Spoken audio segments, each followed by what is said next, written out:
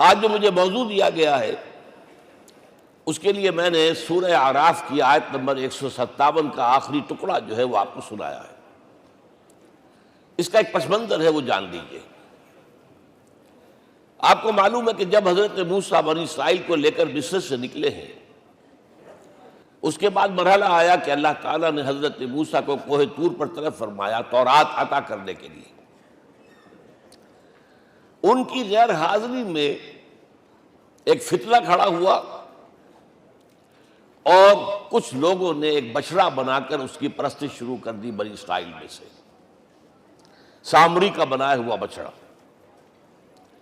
جب حضرت موسیٰ واپس آئے انہوں نے یہ دیکھا تو بہت غضبناک ہوئے، اور پھر اللہ تعالیٰ کے حکم سے فیصلہ ہوا کہ 12 قبیلوں میں سے جن لوگوں نے بھی یہ شرک کیا ہے ان کو انہی قبیلوں کے لوگ خود قتل کریں۔ کئی ہزار اسرائیلی قتل ہوئے۔ یہ بہت بڑا یوں سمجھیے کہ پرج ہوا ہے اس قوم کے اندر۔ اس کے بعد پھر مزید اللہ تعالیٰ کی خدمت میں استغفار کے لیے حضرت موسیٰ علیہ السلام اپنے 70 بڑے بڑے سردار جو تھے 12 قبیلوں کے ان کو لے کر حاضر ہوئے۔ وہاں انہوں نے استغفار کیا اور ایک دعا کی، پروردگار وَاكْتُبْ لَنَا حَسَنَةً فِي الدُّنْيَا وَالْآخِرَةِ، ہمارے لیے نیکی کا اندراج کر دے دنیا میں بھی آخرت میں بھی۔ جواب ملا اللہ تعالیٰ کی طرف سے، دیکھو عذاب تو میں جس کو چاہوں گا دوں گا، اور ویسے میری رحمت ہر شے کے ساتھ موجود ہے، ہر شے کا وجود میری رحمت سے ہے، لیکن ایک میری خاص رحمت ہے جو میں لکھ رکھوں گا ان لوگوں کے لیے جو میرے نبی امی آخری رسول ان پر ایمان لائیں گے صلی اللہ علیہ وسلم۔ وہ جب آئیں گے اور وہ نیکی کا حکم دیں گے، بدی سے روکیں گے، پاکیزہ چیزوں کو حلال قرار دیں گے، ناپاک چیزوں کو حرام قرار دیں گے، نوع انسانی کے اوپر جو بوجھ تھے جو اس وقت ہوں گے ان کو اتاریں گے۔ وہ جب آئیں گے تو جو لوگ فَالَّذِينَ آمَنُوا بِهِ نمبر 1، وَعَزَّرُوهُ نمبر 2، وَنَصَرُوهُ نمبر 3، وَاتَّبَعُوا النُّورَ الَّذِي أُنزِلَ مَعَهُ أُولَٰئِكَ هُمُ الْمُفْلِحُونَ۔ جو لوگ ان پر ایمان لائیں گے، ان کی تعظیم اور توقیر کریں گے، ان کی مدد کریں گے، اور جو نور ان کے ساتھ نازل کیا جائے گا یعنی قرآن، اس کی پیروی کریں گے، وہ ہوں گے جو فلاح پانے والے ہوں گے، میری خصوصی رحمت سے حصہ ان کو ملے گا۔ اب یہاں پہلے تو دعا کر لیجئے، اللہم ربنا اجعلنا منہم، اے اللہ ہم سب کو ان میں شامل فرما دے جو تیرے نبی کے ساتھ تعلق کی ان 4 بنیادوں کی شرائط کو پورا کر سکے، تقاضوں کو پورا کر سکے۔ اب ذرا ان میں سے ایک ایک کو لیجئے۔ ایمان جانی پہچانی چیز ہے، ایمان جسے کہتے ہیں، اس کی تشریح میں جانے کی ضرورت نہیں، وقت بھی محدود ہے، لیکن ایک بات سمجھنے کی ہے بہت ضروری۔ ایمان کے 2 لیول ہیں۔ ایک قانونی ایمان ہے جس کی بنا پر ہم ایک دوسرے کو مسلمان سمجھتے ہیں، اس کا تعلق اقرار باللسان کے ساتھ ہے، زبان سے کہنا اشہد ان لا الہ الا اللہ وحدہ لا شریک لہ واشہد ان سیدنا و مولانا محمد عبدہ ورسولہ۔ کوئی ہندو تھا، سکھ تھا، پارسی تھا، عیسائی تھا، یہ کلمہ کہے اور اسلام میں آ گیا۔ لیکن یہ زبانی کلامی ایمان جو ہے یہ انسان کی سیرت و کردار پر اثر انداز نہیں ہو سکتا۔ یہی وجہ ہے آج ہم دیکھ رہے ہیں مسلمان ہی جھوٹ بھی بول رہا ہے، مسلمان ہی بے ایمانی بھی کر رہا ہے، مسلمان ہی خیانت بھی کر رہا ہے، مسلمانوں کے لیڈر بلینز کی خیانت کر رہے ہیں۔ یہ کون ہے؟ سب مسلمان ہیں۔ وہ اس کی وجہ کیا ہے کہ ہم صرف قانونی مسلمان ہیں اور ہمارا ایمان قانونی ایمان ہے۔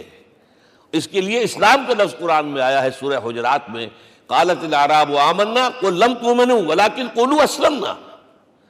اے نبی یہ بدو کہہ رہے ہیں ہم ایمان لے آئے، ان سے فرما دیجئے تم ہرگز ایمان نہیں لائے ہو، یوں کہو کہ ہم مسلمان ہو گئے ہیں۔ ولما يدخل الایمان فی قلوبکم، ابھی تک ایمان تمہارے دلوں میں داخل نہیں ہوا۔ بہرحال اللہ کا شکر ہے اس نے ہمیں مسلمانوں میں پیدا کر دیا، ورنہ ہم میں سے کتنے ہوتے اگر کہیں اور پیدا ہو گئے ہوتے تو نعمت اسلام سے بھی ہم بہرہ ور ہو سکتے، کیا کہہ سکتے۔ اصل ایمان ہے جب وہ دل میں داخل ہو جائے، یقین بن جائے۔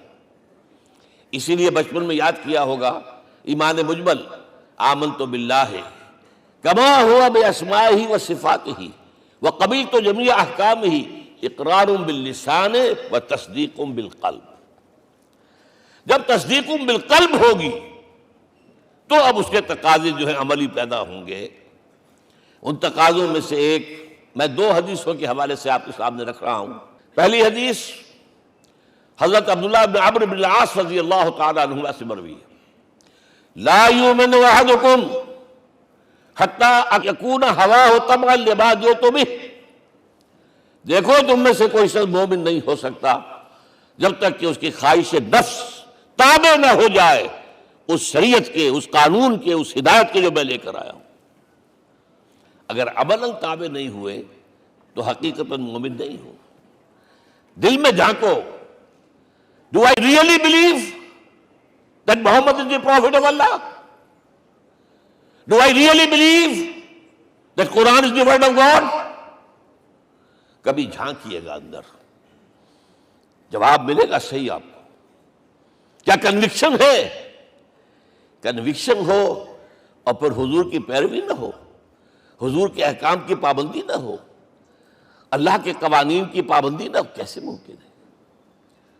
حضور تو فرماتے ہیں صلی اللہ علیہ وسلم، ایک ایسی بد اخلاقی اور کج خلقی پر صرف اسے کوئی گناہ کبیرہ بھی نہیں کہیں گے۔ فرمایا ایک مرتبہ واللہ لا یؤمن، واللہ لا یؤمن، واللہ لا یؤمن، خدا کی قسم فلاں شخص مومن نہیں ہے، خدا کی قسم فلاں شخص مومن نہیں ہے، خدا کی قسم فلاں شخص مومن نہیں ہے۔ صحابہ کانپ گئے، کون بدبخت ہے جس کے بارے میں فرمایا جا رہا؟ پوچھا گیا من یا رسول اللہ؟ جواب سنیے اور اپنے غریبانوں میں جھانکیے۔ وہ شخص الذی لا یامن جارہ بوائقہ، وہ شخص جس کی شرارتوں کی وجہ سے اس کا پڑوسی چین میں نہیں ہے، امن میں نہیں ہے، وہ مومن نہیں ہے، خدا کی قسم نہیں ہے، خدا کی قسم نہیں ہے۔ کیسے علیحدہ کر لیں گے اس ایمان کو اعمال سے اور ایمان کو اخلاق سے؟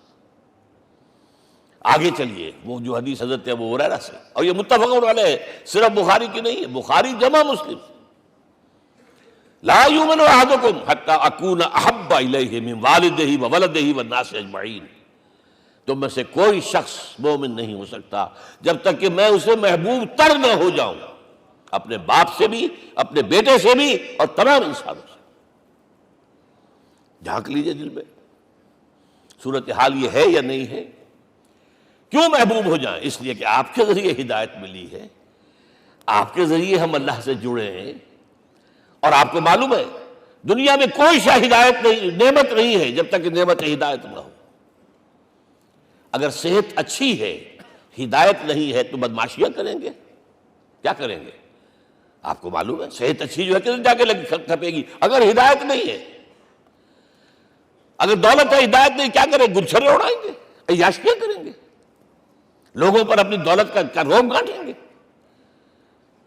اولاد ہے، ہدایت نہیں ہے، یہ اولاد سہاد روح بھی بن جائے گی کہیں آپ کے لیے۔ کوئی شے نعمت نہیں ہے جب تک کہ نعمت ہدایت نہ ہو، اور ہدایت ہمیں ملی محمد الرسول اللہ صلی اللہ علیہ وسلم کے ذریعے۔ تو آپ سے بڑھ کر محبوب کون ہوگا؟ اس کے ضمن میں ایک بڑا پیارا واقعہ آتا ہے۔ حضرت عمر سے پوچھتے ہیں حضور ایک مرتبہ، عمر تمہیں مجھ سے کتنی محبت ہے؟ اندازہ کیجئے کہ اس قدر اپنائیت کسی سے ہوتی ہے تب یہ سوال ہوتا ہے، عمر تمہیں مجھ سے کتنی محبت ہے؟ عرض کیا حضور مجھے آپ دنیا کے ہر انسان سے زیادہ محبوب ہیں۔ فرمایا اور اپنی جان سے؟ ذرا سا توقف کیا، دل میں جھانکا، ہاں حضور اب میں یہ بھی کہتا ہوں کہ میری جان سے بھی زیادہ عزیز ہے مجھے۔ آپ نے فرمایا الان عمر اب پہنچے ہو جو مقام ہے، اب درکار ہے، جو مطلوب ہے۔ تو محبت اس درجے کی، اطاعت اس درجے کی اگر نہیں ہے تو ایمان نہیں ہے۔ ہاں قانونی ایمان ہے، اب مسلمان ہے، اللہ کا شکر ہے، بہت بڑا فضل ہے۔ اب اگلے بات پر آئیے، الضروح، ان کی توقیر، ان کی تعظیم کرے۔ یہ تعظیم کس درجے میں؟ اب وقت بہت کم ہے، میں صرف آپ کو سورہ حجرات سے مثال دے رہا ہوں. فرمایا گیا یا ایھا الذین آمنوا لا ترفعوا اصواتکم فوق صوت النبی ولا تجہروا لہ بالقول کجہر بعضکم لبعض ان تحبط اعمالکم وانتم لا تشعرون. اے ایمان والو، کبھی اپنی آواز کو حضور کی آواز سے بلند تر نہ کر دینا. کبھی جس طرح بلند آواز سے ایک دوسرے سے بات کرتے ہو ایسے نہ کر بیٹھنا، مبادا تمہارے سارے اعمال حبط ہو جائیں اور تمہیں پتہ بھی نہ چلے. تم تو کہو گے میں نے کوئی گناہ کبیرہ تو نہیں کیا، میں نے کوئی ڈاکہ نہیں ڈالا، چوری نہیں کی، کوئی زنا نہیں کیا، کوئی شراب نہیں پی، لیکن یہ سوء ادب لا ترفعوا اصواتکم فوق صوت النبی ولا تجہروا لہ بالقول کجہر بعضکم لبعض ان تحبط اعمالکم وانتم لا تشعرون. یہاں ایک میں عملی بات بھی آپ کے سامنے رکھ دوں. صحابہ کے بارے میں تو بات سمجھ میں آ گئی کہ اپنی آوازیں پست رکھیں. ہم کیسے کریں؟ ہمارا ایک طرز عمل ہونا چاہیے. اگر کسی گفتگو میں کوئی شخص کہ حضور نے یہ فرمایا ہے، کبھی یہ نہ کہے میں نہیں مانتا. ہاں توقف کر لیں، بھائی میں تحقیق کروں گا کہ واقعی یہ حدیث صحیح ہے یا نہیں ہے. ٹھیک، ضروری نہیں کہ جو کہہ دیں مان لیں آپ. محدثین نے کتنی محنتیں کر کر کے چھانٹی کی ہے، لہذا یہ. لیکن فوراً اگر آپ بتا نہیں میں نہیں مانتا، یہ عقل کے خلاف ہے، یہ فلاں ہے، یہ وہ ہے، یہ ہے کہ جو آپ سوء ادب کے مرتکب ہو رہے ہیں نبی اکرم صلی اللہ علیہ وسلم کی بارگاہ میں. ہاں توقف کریں، غور کریں، تحقیق کریں، معلوم ہو کہ یہ حدیث پختہ نہیں ہے، مستند نہیں ہے، پھر دوسری بات ہے. اور یہ جان لیجئے ہمارا جو معاشرہ ہے اس کا ایک قانونی جو ہے احاطہ ہے. یہ بھی سورہ حجرات کی پہلی آیت ہے، یا ایھا الذین آمنوا لا تقدموا بین یدی اللہ ورسولہ. اللہ اور اس کے رسول کے احکام کا دائرہ ہے، اس کے اندر اندر رہو، باہر نہیں نکل سکتے. لیکن اس دائرے کے اندر ایک مرکزی شخصیت جس کی دل آویزی، جس کا حسن سلوک، جس کا حسن کردار، جس کا حسن اخلاق مرکز بن جائے، تمام لوگوں کی جذباتی محبت کا مرکز بن جائے، اگر یہ نہیں ہوگا تو معاشرہ مضبوط نہیں ہوگا. محض قانون اور دستور پر معاشرہ مضبوط نہیں ہوتا. کسی شخصیت، اب آپ کو معلوم ہے آخر ہندوستان کے معاشرے میں گاندھی کا ایک مقام ہے کہ نہیں ہے؟ آخر یہ سارا معاملہ چل رہا ہے اسی کے گرد کے نہیں؟ ماؤ زے تنگ کے معاملہ ہے کہ نہیں ہے؟ یہ سارا معاملہ دنیا میں عام لوگ کہہ دیتے، ریشنلسٹ لوگ، کہ ان چیزوں کی کیا ضرورت ہے؟ بھائی قانون دیکھنا چاہیے، دستور دیکھنا چاہیے، حکم دیکھنا نہیں. بھائی جذباتی وابستگی، کہ ایک ہستی تو ایسی ہو کہ جس کے کچھ کہنے پر فوراً زبانیں بند ہو جائیں. اور اس کا نقشہ میں سعودی عرب میں دیکھتا ہوں، اگر وہاں کے دو بدو لڑ رہے ہوں صف اور ایک دوسرے کو کھانے کو دوڑ رہے ہوں، کوئی شخص کہتے صلی علی النبی، فوراً خاموش. معلوم ہوتا ہے آگ کے اوپر کسی نے پانی ڈال دیا، خاموش، صلی علی النبی، صرف یہ کہنے سے. یہ جذباتی وابستگی اگر محمد سے نہیں ہے صلی اللہ علیہ وسلم تو آپ کا معاشرہ کبھی مضبوط نہیں ہوگا. یہ مرکزی شخصیت، یہ مرکز ہے. اسی لیے ان کے احترام کا یہ درجہ ہے، کیونکہ اس سے کیا ہوگا؟ تمہارا شیرازہ بکھر جائے گا. اگر ان کے ساتھ جذباتی محبت نہیں ہوگی تمہارا شیرازہ بکھر جائے گا. یہ آیا معاملہ. اب میں آپ کو بتانا چاہتا ہوں تہذیب. ہمارے ہاں اصل میں بدقسمتی سے ہم سیرت کی تقریریں کرتے ہیں، حضور کی عظمت بیان کرنے کی کوشش کرتے ہیں.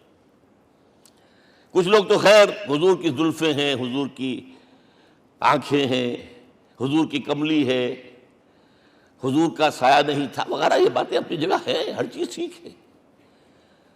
لیکن یہ جان لیجئے حضور کی اصل عظمت ایک نبی اور رسول کی حیثیت سے ہے، اور وہ شے وہ ہے جہاں جبرائیل کے بھی پر جل رہے ہیں، اس کی حقیقت کون جانتا ہے؟ میں ایک مثال دے رہا ہوں آپ کو کہ حضور 100 میں مثال رکھا کرتے تھے. آج روزہ رکھا، شام کو افطار نہیں کیا، وہ رات کو چل رہا ہے روزہ، اگلے روز پھر وہ کنٹینیو کر رہا ہے شام تک. 2 دن کا 100 میں مثال، 3 دن کا بھی رکھتے تھے. صحابہ نے اجازت چاہی، حضور ہمیں بھی اجازت دے دیں. نہیں، عرض کہ حضور آپ تو رکھتے ہیں، ہمیں منع کرتے ہیں۔ اب سنیے، ایکم مثلی، تمہیں سے کون ہے مجھ جیسا؟ ابھی تو عند ربی، میں تو اپنے رب کے پاس رات گزارتا ہوں، ہوا یطعمنی ویسقین، وہ مجھے کھلاتا اور پلاتا ہے۔ کیا سمجھیں گے ہم؟ کیا ہماری سمجھ میں آئے گا؟ یہ معاملہ نبوت کے جو اسرار و رموز ہیں، ان کا جو مقام اور مرتبہ ہے، وہ کوئی نبی پہچان سکتا، غیر نبی تو پہچان ہی نہیں سکتا۔ ایک ڈاکٹر کا کیا مقام ہے اپنے فن میں، وہ کوئی ڈاکٹر ہی سمجھ سکے گا نا، غیر ڈاکٹر کہاں سمجھے گا؟ اور حقیقت میں وہی سمجھے گا جو اس سے بھی اوپر کا ڈاکٹر ہے، نیچے والا تو نہیں سمجھ سکتا۔ جو کمتر ہے وہ تو صرف اوپر دیکھے گا، اللہ اللہ خیر صلی اللہ۔ جو اوپر ہے اور ظاہر ہے محمد سے اوپر کوئی نہیں صلی اللہ علیہ وسلم۔ یہی وجہ ہے، دیکھیے شیخ سعدی کو کیا کہنا پڑا، یا صاحب الجمال و یا سید البشر من وجهك المرير قد نور القمر لا يمكن الثناء كما كان حقه بعد از خدا بزرگ توئی قصہ مختصر۔ اے محمد صلی اللہ علیہ وسلم، آپ کی ثنا جیسے کہ حق ہے ہو ہی نہیں سکتی۔ غالب اس سے بھی آگے گیا ہے، میں بات ابھی آپ کو سناتا ہوں شعر اس کا۔ آپ کی ثنا کا حق ادا ہو ہی نہیں سکتا، بس ہم یہ جانتے ہیں اللہ کے بعد آپ کا مقام۔ غالب جو آگے گیا ہے کہتا ہے، غالب ثنا خواجہ بیزداں گزاشتیم کہاں ذات پاک مرتبہ دان محمد است۔ اے غالب، ہم نے تو حضور کی ثنا تو اللہ کے حوالے کر دی ہے، اس لیے کہ وہی ذات پاک جانتا ہے مرتبہ محمد کا کیا ہے صلی اللہ علیہ وسلم۔ ہم بیان کرنے کی کوشش کریں گے تو توہین کر بیٹھیں گے۔ ایک لطیفہ ہے، ایک بیچارہ کوئی دیہاتی کہیں پھنسا ہوا تھا کسی جگہ، تھکا ہوا چل رہا تھا، ڈپٹی کمشنر صاحب جا رہے تھے، کار میں بٹھا لیا۔ اب اس نے کہا، پتر تینوں اللہ پٹواری کرے۔ اب اس غریب کے جو ہے اس کے ذہن میں تو پٹواری سے اوپر تو کچھ ہے ہی نہیں، اس کے قلم سے جو ہے ادھر کا انتقال ادھر ہو گیا، ادھر کی ادھر چلی گئی۔ تو اس ڈی سی کو وہ تعریف کر رہا ہے اپنے سمجھ کے مطابق، پٹواری کرے تو ہم کہیں پٹواری والا معاملہ نہ کریں۔ ہاں ایک پہلو ایسا ہے جس کے حوالے سے حضور کی عظمت ہماری سمجھ میں آئے گی۔ حضور ایک انسان کی حیثیت سے کیا تھے، ایک باپ کی حیثیت سے آپ کا کیا طرز عمل تھا۔ ذرا یاد کیجئے، جگر گوشہ رسول حضرت فاطمہ بطول رضی اللہ تعالیٰ عنہ وہ حاضر ہوتی ہے، ابا جان دیکھیے چکی پیس پیس کر یہ گھٹے پڑ گئے میرے ہاتھ میں، یہ کنویں سے پانی لاتی ہوں، مشکیزیں کہ یہاں پر بندیاں پڑ گئی۔ حضور اب تو عام لوگوں پر بھی آسانیاں ہیں، لوگوں کے ہاں غلام آ گئے ہیں، کنیزیں آ گئی ہیں، مال و دولت آ گئی ہے، مجھے بھی کوئی غلام کنیز عطا ہو جائے۔ اور آپ کو معلوم ہے یہ لخت جگر نور چشم محمد کی سب سے پیاری بیٹی صلی اللہ علیہ وسلم، کوئی شک نہیں اس میں، فاطمہ، کیا بیتی ہوگی حضور کے قلب پر۔ لیکن فرمایا، کیا بیٹی، یہ دنیا کی چیزیں ہماری لیے نہیں ہیں، میں تمہیں اس سے بہتر شے دیتا ہوں۔ تسبیح فاطمہ ہر نماز کے بعد 33 مرتبہ سبحان اللہ، 33 مرتبہ الحمدللہ، 33 مرتبہ اللہ اکبر کہہ لیا کرو۔ لیکن سوچ لیجئے دل پر کیا گزری ہوگی صلی اللہ علیہ وسلم۔ حضرت عائشہ سے پوچھئے، حضرت خدیجہ سے پوچھئے، حضور کیسے شوہر تھے؟ آپ سے زیادہ خواتین کے حق میں نرم، گھر کے کام کا جھاڑو دے رہے ہیں، کپڑے جو ہیں بوسیدہ انہیں سی رہے، گھر میں بیٹھے ہوئے یہ کام کرتے تھے۔ بہرحال ایک بات میں آپ سے عرض کروں، آپ انسان کی جس حیثیت کا بھی ذہن میں تصور کریں گے وہ ساری حیثیتیں محمد میں موجود ہیں صلی اللہ علیہ وسلم۔ محمد حاکم کی حیثیت سے بھی ہیں، محمد سب سالار کی حیثیت سے بھی ہیں، محمد قاضی القضات بھی ہیں، محمد ہیڈ آف دی اسٹیٹ بھی ہیں، محمد بیویوں والے بھی ہیں، اولاد والے بھی ہیں، محمد 5 وقتہ امام بھی ہیں، جمعے کے خطیب بھی ہیں، مدرس قرآن بھی ہیں، مربی بھی ہیں، مزکی بھی ہیں، اور ہر میدان میں بلند ترین مقام۔ کوئی ایسی جامع شخصیت ملے گی؟ ہمارے ہاں تو حال یہ ہے کہ جو خطیب صاحب ہوتے ہیں وہ 5 وقتہ نماز کیسے پڑھا سکتے ہیں؟ ان کا تو اونچا مقام ہے۔ 5 وقتہ نماز کے لیے تو علیحدہ چاہیے امام آپ کو، اور وہاں بھی ایک امام سینئر ہوگا، وہ عشاء مغرب اور فجر پڑھائے گا، ایک جونیئر ہوگا بیچارہ، وہ جو خاموش نماز ہے وہ پڑھائے گا۔ 5 وقتہ نماز پڑھا رہے ہیں محمد صلی اللہ علیہ وسلم، اور خطیب بھی وہی ہے، مربی بھی وہی ہے، مزکی بھی وہی ہے۔ ہمارے ہاں جو لوگ تزکیہ نفس کے میدان میں ہیں وہ پھر جماعت کبھی نہیں کراتے، کبھی نہیں دیکھا ہوگا آپ نے کسی صاحب کو کراتے ہوئے۔ یہ جامعیت جو ہے، جامعیت کبریٰ۔ میں صرف ایک بات کہا کرتا ہوں، ایک اعتبار سے حضور کا اسوہ نامکمل ہے۔ آپ مجھے سوء ادب کا مرتکب نہ قرار دے دیں، اسوہ کیا ہے؟ عورت کے لیے اس کی اپنی نسوانی زندگی کے لیے اسوہ آپ میں نہیں ہے۔ آخر نصف انسانیت ہے، اسے بھی اسوہ چاہیے۔ یہ ہے جس کی وجہ سے حضور نے شادیاں کی ہیں زیادہ۔ خواتین کے لیے اسوہ حضور کے ازواج مطہرات ہیں، اور ان میں سب سے بڑھ کر جو بالکل یوں سمجھیے کہ آغاز کے اندر نوجوانی میں آ گئی ہیں حضور کی خدمت میں، نہایت ذہین و فطین، انہوں نے پھر عورت کی زندگی کے لیے حضور کا جو طرز عمل تھا وہ انہوں نے بیان کیا نا۔ اس لیے سورہ احزاب کے اندر اس کا تذکرہ ہے، جہاں یہ آتا ہے لقد کان لکم فی رسول اللہ اسوۃ حسنہ، وہیں پر یا نساء النبی لستن کاحد من النساء، اے نبی کی بیویوں تم عام عورتوں کے مانند نہیں ہو، تمہیں تو اسوہ بننا ہے امت کے لیے۔ اب اس سے اگلا قدم میں بڑھا رہا ہوں آگے، اور اس کے ساتھ جڑ جائے گی تیسری بات۔ تیسری بات کیا ہے؟ وَنَصَرُوهُ، اس کی مدد کریں صلی اللہ علیہ وسلم۔ پہلی بات تو یہ نوٹ کیجئے، حضور انتہائی غیور انسان تھے، انتہائی غیور۔ یہ کہا جاتا ہے کہ اگر حضور گھوڑے اس میں سوار ہوتے تھے اونٹ پر، اور آپ کا کوڑا نیچے گر گیا، تو آپ یہ کسی سے نہیں کہتے تھے کہ ذرا یہ میرا کوڑا مجھے پکڑا دینا، یہ بھی گوارا نہیں تھا۔ آپ اونٹ بٹھا کر نیچے اتر کر اپنا کوڑا خود اٹھاتے تھے۔ کسی سے اپنے ذاتی کام کے لیے کوئی مدد مانگنا امکان ہی نہیں۔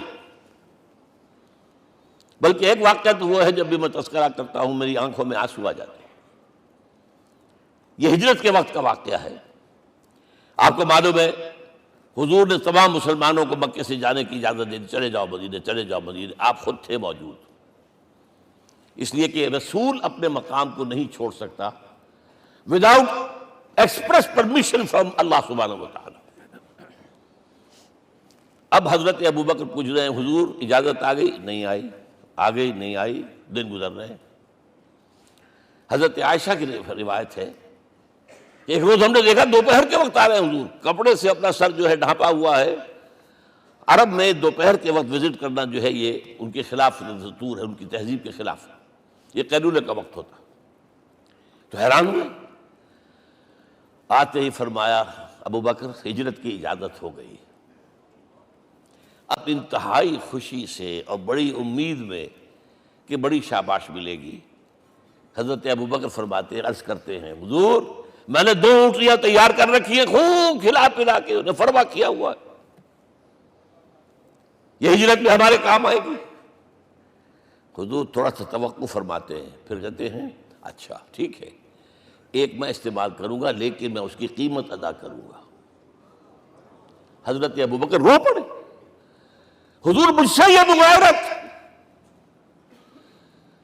سائے کے تناب کے ساتھ رہنے والا، اس سے یہ مغایرت، ذرا سے اشارے پر اپنی کم سن بیٹی پیش کر دی نکاح کے اندر، اس سے یہ مغایرت، رو پڑے۔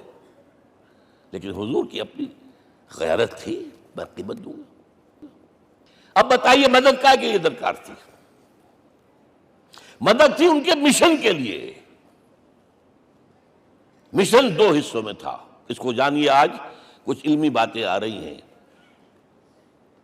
حضور کے مشن کے 2 حصے، ایک ابتدائی جو تمام انبیاء اور رسول کا تھا، ایک تکمیلی جو صرف محمد کا ہے۔ صلی اللہ علیہ وسلم۔ ابتدائی کیا ہے؟ اللہ کی طرف دعوت، تبلیغ۔ جو دعوت قبول کر لیں ان کے لیے بشارت، بشیر کہ تمہارے لیے آخرت میں جنت ہے، نعمتیں ہیں۔ رد کر دیں ان کے لیے نذیر، خبردار کرنے والے، جہنم کے لیے تیاری کر لو۔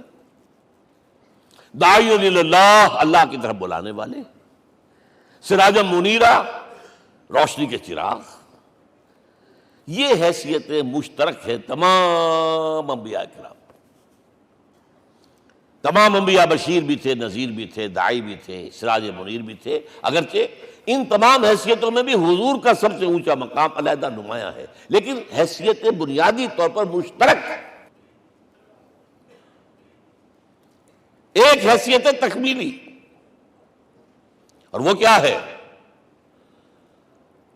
اے نبی، جو دین آپ کو دیا گیا ہے صرف تبلیغ نہیں، صرف تعلیم نہیں، اس کو قائم کر کے دکھاؤ نظام زندگی کی حیثیت سے۔ 3 مرتبہ قرآن میں یہ الفاظ حضور کے لیے آئے ہیں، هو الذی ارسل رسولہ بالہدی ودین الحق لیظہرہ علی الدین کلہ۔ 3 دفعہ سورہ توبہ میں یہ الفاظ آئے، سورہ صف میں یہ الفاظ آئے، سورہ فتح میں یہ الفاظ آئے۔ وہی اللہ جس نے بھیجا ہے اپنے رسول کو صلی اللہ علیہ وسلم، الہدی قرآن حکیم، ہدایت کاملہ، اور نمبر 2 دین حق۔ یہ 2 چیزیں دے کر بھیجا، کس لیے؟ تاکہ اس دین کو غالب کرے پورے نظام زندگی پر۔ یہ معاملہ ذرا سوچئے، اور یہ حضور کے لیے 3 دفعہ، اور کسی اور نبی کے لیے 1 دفعہ بھی نہیں۔ قرآن مجید کے اس نقطے کو ذہن نشین کر لیجیے۔ اصل میں یہ کیا ہے؟ اسے ہم یوں کہیں گے، ایک ہے نبوت و رسالت، ایک ہے تکمیل نبوت و رسالت۔ ہمارے ہاں ختم نبوت کے اوپر تو زور دیا گیا ہے، اور صحیح دیا گیا ہے، ایمان کا ہمارا جز ہے۔ حضور کے بعد کسی نے بھی دعویٰ کیا نبوت کا، وہ جھوٹا، کذاب، دجال۔ جس نے مانا وہ بہرحال دائرہ اسلام سے خارج ہے، اور جو بھی کچھ ہوا کرے وہ۔ یہ چونکہ قانونی بات تھی، اس لیے اس کا حق ادا کیا علماء کرام نے۔ واقعہ یہ ہے کہ اس میں کوئی کمی نہیں رکھی، لیکن حضور کی فضیلت اس میں نہیں ہے۔ فرض کیجئے کہ نبوت چلی آ رہی تھی ہموار طور پر، ایک جگہ آ کے ختم ہو گئی، تو فضیلت کون سی ہوئی؟ نہیں، نبوت و رسالت تدریجاً ترقی کرتے ہوئے اپنے نقطۂ عروج کو پہنچ کر ختم ہوئی۔ یہ ہے فضیلت۔ اب آپ سوچئے، الہدیٰ دیا گیا حضور کو، تو کیا تورات میں ہدایت نہیں تھی؟ سورہ اعراف کی آیت ہے، سورہ مائدہ کی، انا انزلنا التوراۃ فیہا ھدی ونور۔ ہم نے نازل کی تھی تورات، اس میں ہدایت بھی تھی، نور بھی تھا۔ ہم مانتے ہیں اللہ کی کتاب تھی۔ وہی فرمایا ہے انجیل فیہا ھدی ونور، اس میں ہدایت بھی تھی، نور بھی تھا۔ پھر یہ الہدیٰ قرآن آیا۔ یہ کیا ہے؟ ہدایت نے درجہ بدرجہ ترقی کرتے ہوئے قرآن میں آ کر کامل ہو گئی، ہدایت کامل۔ وجہ کیا ہے؟ انسان کا شعور بھی تو درجہ بدرجہ بڑھا ہے۔ ایک وقت تھا ہمارا بچپن تھا، فکر کے اعتبار سے، سوچ کے اعتبار سے، علم کے اعتبار سے، ہمارے آباء و اجداد کبھی جو رہتے تھے گھروں کے اندر یا کبھی آئے ہیں تو کیا تھا ان کے پاس؟ اب اس وقت جو ہے کسی کو آپ پرائمری کے بچے کو پی ایچ ڈی ڈاکٹر رکھ دیجئے ٹیوٹر، تو کیا پڑھائے گا تو وہی جو پرائمری کا بچہ سمجھ سکے۔ لہذا وہ جو کہا گیا تھا آدم کو اس زمین کی خلافت دیتے، فَإِمَّا يَأْتِيَنَّكُم مِّنِّي هُدًى فَمَن تَبِعَ هُدَايَ فَلَا خَوْفٌ عَلَيْهِمْ وَلَا هُمْ يَحْزَنُونَ۔ یہ ہدایت رفتہ رفتہ آئے گی، آئے گی، آئے گی، آئے گی۔ اور یہ بات جان لیجئے،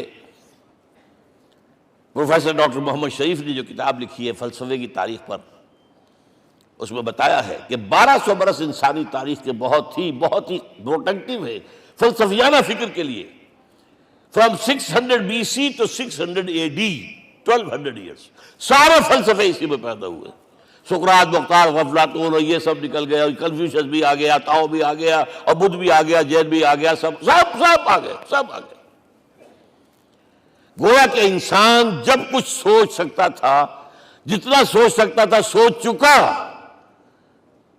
اور یہ بھی سنا دوں، حضرت عیسیٰ نے کہا تھا اپنے حواریوں سے، ڈپارٹنگ جو میسج تھا، مجھے ابھی تم سے اور بھی بہت باتیں کرنی تھیں لیکن تم ان کا تحمل نہیں کر سکو گے، جب وہ فارقلیت آئے گا صلی اللہ علیہ وسلم تو تمہیں سب کچھ بتائے گا۔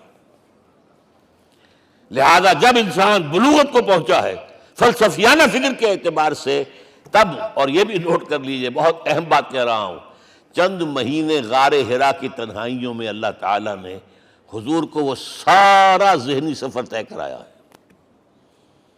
کیا کرتے تھے حضور جا کر غار حرا میں؟ کبھی سوچا آپ نے؟ اگر آپ یہودیوں میں پیدا ہوئے ہوتے تو یہودی طرز پر آپ عبادت کرتے، اگر کہیں عیسائیوں میں پیدا ہوتے تو عیسائیوں کی طرف پر آپ تو نہیں تھے، آپ تو پیدا وہ مشرکین میں شرک کرنے کا امکان ہی نہیں آپ کے لیے، تو کیا کرتے تھے؟ حدیث کے الفاظ یہ یتحنث فی، وہاں جا کر عبادت کرتے تھے۔ اب شارحین حدیث نے بہت عمدہ لکھا ہے، کانا صفت و تعبدہ فی غار حرا التفکر والاعتبار، غار حرا میں آپ کی عبادت فکر، غور و فکر، تفکر و اعتبار، جس کی میں تعبیر یہ کر رہا ہوں، جس کو کہا کبھی اکبر الہ آبادی نے، خدا کے کام دیکھو بعد کیا ہے اور کیا پہلے، نظر آتا ہے مجھ کو بدر سے غار حرا پہلے۔ تم غار حرا کو نہیں جانتے، مصطفیٰ اندر حرا خلوت گزید، قوم آئین و حکومت آفرید۔ The most productive part of the period life of Muhammad is that which he passed in غار حرا۔ فکر کی ساری جو ہیں بلندیاں طے کی، تب آیا ہے اقرأ بسم ربک، اب اللہ کا الہدیٰ شروع ہوا ہے۔ اچھا، اسی طرح نمبر 2، دین حق مکمل ہوا ہے۔ ورنہ جب ہم کبھی غاروں میں رہتے تھے کسی میونسپلٹی کا بھی سوال نہیں، نظام کسے کہیں گے؟ پھر یہ ہے کہ قبائلی نظام آیا، چلیے ایک شیخ ہے اس کا کہنا ماننا ہے سب کو، کچھ نظام تو بن گیا نا، اور نظام جہاں آئے گا جکڑ بندی ہو جائے گی۔ اب تم فلاں قبیلے کے شخص ہو، اس کا قبیلے کا سردار یہ، تمہیں حکم ماننا پڑے گا، اس قبیلے کی روایت یہ ہے، تمہیں پیروی کرنی پڑے گی، you have to do it whether you like it or not۔ پھر آپ کی سٹی اسٹیٹس وجود میں آئی، پھر امپائرز وجود میں آ گئے، 400-500 برس سے رومن امپائر، 400-500 برس سے ایرانین امپائر عرب کے اوپر ایسے تھی جیسے افغان کے سر کے اوپر بہت بڑا جو ہے پگڑ رکھا ہوتا ہے۔ کتنا بڑا ہوتا ہے؟ وہ کسی نے شعر کہا بھی تھا، مجھے تو اب یاد نہیں، کہ سر پہ باندھے ہوئے پورا افغانستان۔ میرا خیال شاید ضمیر جعفری۔ تو کیا تھا یہ جزیرہ نما عرب، یہ جزیرہ کہلاتا ہے، الجزیرہ، الجزیرہ، اس لیے کہ نیچے آپ کو معلوم ہے بحیرہ عرب، ادھر جو ہے خلیج آ رہی ہے آخر تک، ادھر سے بحیرہ قلزم جا رہا ہے، اور پھر خلیج عقبہ آ گئی ہے، تو یہ سارا جو ہے جزیرہ نما ہے، اس سے پیننسولا۔ لیکن عرب اوپر 2 اور ہیں، عراق عرب، شام عرب۔ عراق عرب پر قبضہ ایران کا، شام عرب پر رومیوں کا۔ اور جب یہ سلطنتیں بن گئیں تو گویا کہ انسان شکنجے میں آ گیا۔ ظلم، محنت کرے کسان، عیش کرے جاگیردار، اور بادشاہ محل بنائے، لگان وہاں سے آ رہا ہے۔ از جفائے دے خدایاں کشتے دہقانہ خراب، کرگے پر بیٹھا ہوا کوئی کھدر بن رہا ہے، ٹیکس دو۔ بادشاہ محل بھی بنائے گا، یاشیاں بھی کرے گا، سارا نسوانی حسن جو ہے کوہ قاف کا لے آئے گا اپنے ہاں، اور پھر فوج بھی رکھے گا، ذرا تم نے گردن اٹھائی تو تمہاری سرکوبی کرنے کے لیے فوج تیار ہے۔ یہ جب جکڑ بند آئی ہے انسان پر، تب محمد کو بھیجا گیا ہے۔ دلی بیٹر، اسے آزاد کرانے والا، دین حق دیا گیا۔ یہ دین حق قرآن مجید میں اسی لیے کہا گیا، یہ میں کہہ رہا ہوں تکمیل رسالت النبوت۔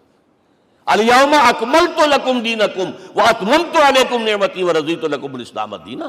آج میں نے تمہارے لیے تمہارے دین کو کامل کر دیا ہے، یہ مکمل نظام زندگی ہم نے دیا ہے، پہلے تھا ہی نہیں۔ لہذا کسی اور نبی سے یہ نہیں کہا گیا کہ اس کو غالب کرو، میں نے آپ کو بتا دیا کہیں نہیں ہے، نہ نوح، نہ ہود، نہ صالح، نہ ابراہیم، نہ موسیٰ، نہ عیسیٰ، کوئی بھی نہیں۔ اور حضور سے کہا گیا یہ دین اب غالب کرو۔ اگر صرف تم کتاب میں لکھ کر دے جاؤ اور اس کے مثال پیش نہ کر سکو، دنیا کہے گی بہت اچھی شاعری ہے، آج بھی آپ کو معلوم ہے دی ریپبلک کتاب زندہ ہے، لیکن آج تک ایک دن کے لیے بھی وہ نظام کہیں قائم ہوا ہے؟ ہم یہی کہیں گے کہ ٹھیک ہے، یہ جو ہے ایک خواب ہے، اللہ اللہ ساتھ، اس کے سوا کیا یوٹوپیا ہے؟ اس نظام کو قائم کر کے دکھاؤ۔ اب آپ اس کو اینالائز کر لیجئے، اچھی طرح سمجھ لیجئے۔ It was the revolutionary role which was assigned to محمد صلی اللہ علیہ وسلم۔ نظام کو بدلنا، اسی کا نام تو انقلاب ہے۔ انقلاب کسے کہتے ہیں؟ دنیا میں دو نظام ایک جگہ نہیں ہو سکتے، مذہب 100 بھی ہو سکتے ایک جگہ۔ مذہب لمیٹڈ ہے، آپ کی ذاتی زندگی، آپ کے کچھ عقائد ہیں، کچھ عبادات ہیں، کچھ رسومات ہیں، کچھ سوشل رائٹس ہیں، یہ ہے بس۔ تو یہ تو 100 بھی دے کین کو ایگزسٹ۔ امریکہ میں کتنے ہیں؟ مسلمان گئے مسجدیں بنا لی ہیں، ہندو گئے ہیں مندر بنا لیے ہیں، سکھ گئے ہیں ان کے جو گردوارے بنے ہوئے ہیں، سلوتے یعنی یہودیوں کے اور عیسائیوں کے تو بے شمار ہے ہی ہیں، لیکن ہے ہمہ مذہب۔ لیکن دین تو دو نہیں ہو سکتے، یا ڈیموکریسی ہوگی یا بادشاہت ہوگی، ایک تو دو تو نہیں ہو سکتے۔ یا کیپٹلزم ہوگا یا سوشلزم ہوگا، دو تو نہیں ہو سکتے۔ یا تھیوکریسی ہوگی یا ڈیموکریسی ہوگی، دو نہیں ہو سکتے۔ اور یہ بھی آپ کو معلوم ہے دنیا میں کہیں ویکوم نہیں ہے نظام کے اعتبار سے، کبھی نہیں رہا ہے۔ ہر ایک نظام موجود ہے۔ آپ کوئی دوسرا نظام لانا چاہتے ہیں، پہلے اس کو جڑ سے اکھیڑنا پڑے گا۔ گفت رومی ہر بنائے کوہنا کا آباداں کنند، تو نہ دانی اولاں تعمیر راں ویراں کنند۔ رومی نے کہا ہے کہ دیکھو، اگر کوئی نئی تعمیر تمہیں کرنی ہو تو تم جانتے نہیں ہو پہلے پرانی تعمیر کو گرانا پڑتا ہے۔ پہلے آپ نظام جڑ سے کھینچ کر پھینکیں گے باہر، تب نظام لائیں گے نا۔ اور یہ ظاہر بات ہے جو نظام بھی ہے اس کے ساتھ ویسٹڈ انٹرسٹ ہے، اس کے ساتھ پریولیج کلاسز ہیں۔ دے وانٹ اسٹیٹس کو، وہ کوئی تبدیلی نہیں ماننے کو تیار، کیونکہ اسی نظام کی شاخوں پر تو ان کے گھونسلے بنے ہوئے، وہیں سے تو مفادات ان کے وابستہ ہے۔ لہذا نظام جو ہے بدلنے کے لیے جانیں دینی پڑتی ہیں، خون بہانا پڑتا ہے، جان جوکھوں کا کام کرنا پڑتا ہے، اس کے بغیر نظام نہیں بدلتا۔ اور محمد کا رول صلی اللہ علیہ وسلم، یہ ہے وہ عظمت محمد کی جو انسان نے پہچانی ہے۔ میں 3 گواہیاں آپ کے سامنے پیش کر رہا ہوں، 1 from the east, 2 from the west, 3 کئی ملوے ہے۔ یہی لاہور 1920، یہاں ایک بریڈلا ہال ہوتا تھا، اس بریڈلا ہال میں ایم این رائے کی ایک تقریر۔ And who was M. N. Roy? Personal friend of Lenin, member of the Communist International. He knew what revolution is. اور اس نے ہسٹوریکل رول آف اسلام تقریر کی لاہور کے اندر 1920 میں، اور اس نے کہا تاریخ انسانی کا عظیم ترین انقلاب وہ تھا جو محمد نے برپا کیا صلی اللہ علیہ وسلم۔ میں تو اس کی ذہانت کی داد دیے بغیر نہیں رہا۔ اس نے کہا بعض مورخین یہ جو فتوحات کی ہیں صحابہ کرام نے، ان کو سمجھ بیٹھتے ہیں جیسے اٹیلا نے فتوحات کی ہیں یا چنگیز خان نے کی ہیں یا کسی اور، کہاں وہ کہاں یہ، وہاں صرف تباہی آتی تھی۔ اور محمد صلی اللہ علیہ وسلم کے پیروکاروں نے جب دنیا فتح کی ہے، نئی تہذیب دی ہے، نیا تمدن دیا ہے، نیا نظام دیا ہے، روشنی دی ہے، علوم کو تازہ کیا ہے، علوم ایجاد کیے ہیں۔ یہ ہے وہ انقلاب جو محمد نے برپا کیا صلی اللہ علیہ وسلم۔ یہ کتاب آج بھی ہندوستان میں چھپتی ہے، بمبئی میں، دی ہسٹوریکل رول آف اسلام۔ اور میں سمجھتا ہوں کہ ہندو ہے، کمیونسٹ ہے اور گواہی دے رہا ہے۔ دوسرا، یہ تو چونکہ بڑی ریسنٹ پاسٹ کی بات ہے، ڈاکٹر مائیکل ہارٹ ایک کتاب لکھتا ہے دی 100، اور اس کا سب ٹائٹل کیا ہے؟ A selection and gradation of the 100 most influential personalities of the human race, human history۔ پوری انسانی نسل میں سے ان لوگوں کو چن لو جنہوں نے اس کی تاریخ کے دھارے کے رخ کو موڑا ہو۔ ادھر جا رہا تھا ادھر کر دیا، ادھر جا رہا تھا ادھر کر دیا۔ جن لوگوں نے بھی تاریخ کا دھارا موڑا، پہلے سلیکٹ کر لو، سلیکشن۔ 100 آدمی کا ہم آ گئے، اب گریڈیشن ان میں سب سے زیادہ کس نے کیا؟ اور ٹاپ پر لایا محمد کو صلی اللہ علیہ وسلم۔ یہ کتاب تو اویلیبل ہے، پڑھیے۔ اور چونکہ عیسائی ہے اور حضرت عیسیٰ کو نمبر 3 پر لے گیا، غور کیجئے۔ نمبر 2 پر لایا نیوٹن کو، بابائے طبیعیات، اور پھر کہتا ہے naturally I owe an explanation. میں عیسائی ہوتے ہوئے I am placing Muhammad at one at top, how? This is because, یہ لفظ یاد کیجئے، this is because he is the only person supremely successful in both the religious and secular fields۔ ذہانت، وہ زندگی جو آج تقسیم کر دی گئی ہے، یہ مذہبی زندگی ہے، یہ سیکولر ہے، یہ ریاست ہے، قانون ہے، یہ ہے، اور اس کو علیحدہ رکھو بھائی، مذہب کو علیحدہ رکھو۔ وہ کہتے ہیں کہ یا تو مجھے ملتا ہے کہ وہ آدمی جو ادھر اونچا ہے تو دوسری طرف نیچا ہے، کچھ بھی نہیں، ادھر اونچا ہے تو ادھر کچھ نہیں۔ روحانیت میں، دین میں، اخلاق میں عیسیٰ سے اوپر کون جائے گا؟ لیکن حکومت میں، ریاست میں کوئی قدم ہی نہیں رکھا، زیرو۔ مذہب کتنا بڑا پیدا کر دیا گوتم بدھ نے، لیکن ریاست، حکومت زیرو۔ اور بڑے سے بڑے جو ہے شہنشاہ اور بڑے سے بڑے کانکرس، کوئی چلا آیا ہے، آپ سوچئے جو گریک آ رہا ہے، جو سکندر اعظم کہاں سے چل کر مقدونیہ سے کہاں پہنچ گیا؟ بیاس تک۔ اٹیلا کہاں سے پہنچ گیا؟ مشرق سے مغرب تک۔ لیکن مذہب و اخلاق کے اندر زیرو نہیں بلکہ مائنس ویلیو لانی پڑے گی۔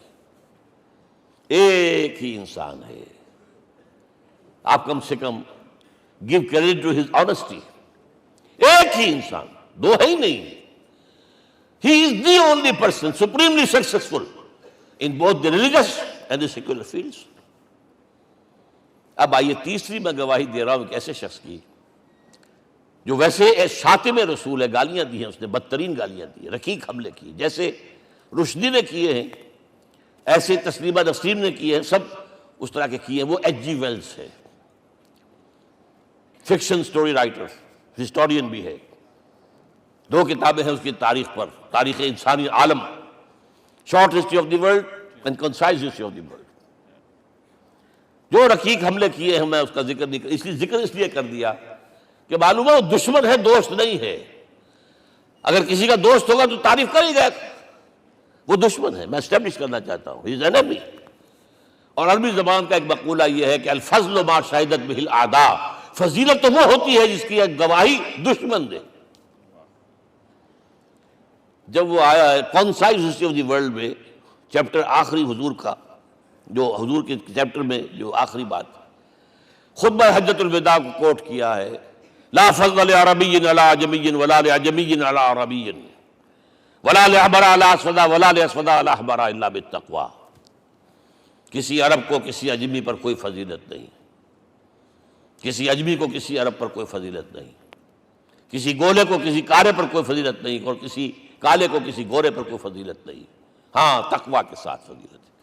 اب ذرا میرا ایک ایک لفظ نوٹ کیجئے، کیا لکھتا ہے اس پر؟ Although the sermons of human freedom, fraternity and equality were said before also, and we find a lot of these sermons in Jesus of Nazareth، مسیح ناصری حضرت عیسیٰ علیہ السلام کے ہاں بھی وعظ تو ہمیں بہت ملتے ہیں، but it must be accepted that it was Muhammad صلی اللہ علیہ وسلم who for the first time in history established a society based on these principles۔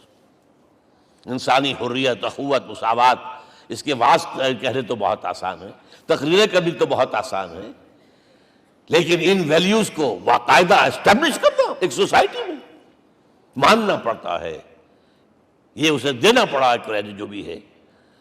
لیکن ایک بات نوٹ کر لیں، مبادہ کہیں آپ میرے بارے میں سوء ظن ہو جائے، تازہ ایڈیشن جو اب اویلیبل ہے اس میں سے یہ نکال دیے گئے ہیں۔ آج کے جو ان کے ایڈیٹرز ہیں ان کے حلق سے نیچے نہیں اتر رہے، اتنی بڑی حقیقت۔ آپ پنجاب لائبریری یا پبلک لائبریری سے جا کے پرانا ایڈیشن لیجئے، concise history of the world کے اندر آپ کو یہ الفاظ مل جائیں گے۔ Although the sermons of human fraternity, Freedom and equality were said before also. And we have a lot of these sermons in Jesus of Nazareth.